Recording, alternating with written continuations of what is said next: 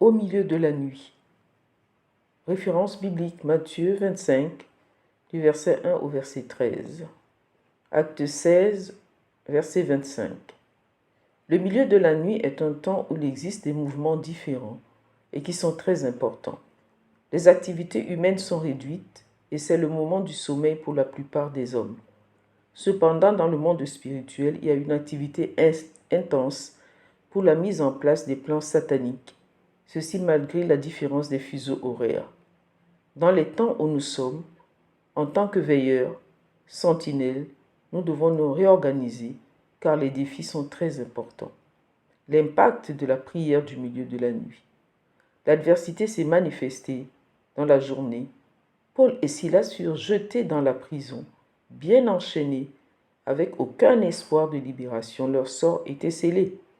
Le diable croyait avoir tout bouclé et qu'il ne se passerait rien comme intervention divine.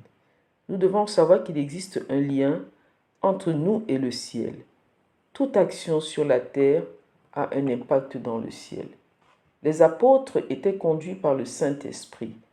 Il est important d'avoir cette communion, cette sensibilité avec le Saint-Esprit pour qu'il nous donne une orientation, une idée, une décision à prendre dans telle ou telle autre situation.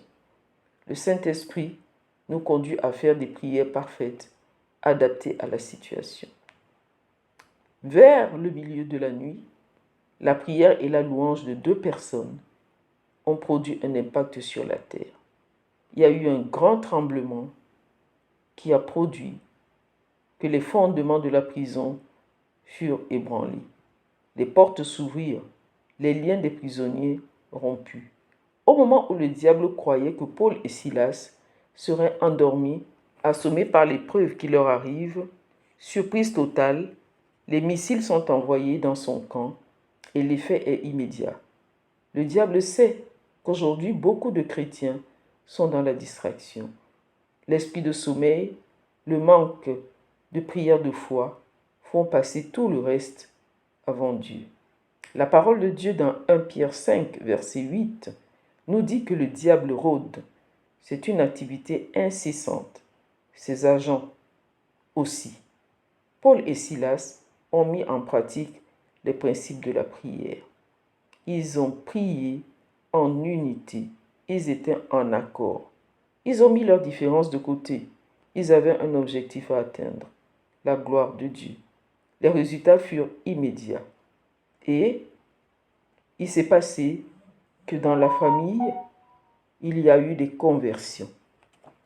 Et il y a même eu des baptêmes, dont nous pouvons comprendre l'importance de cette prière. Que Dieu vous bénisse abondamment.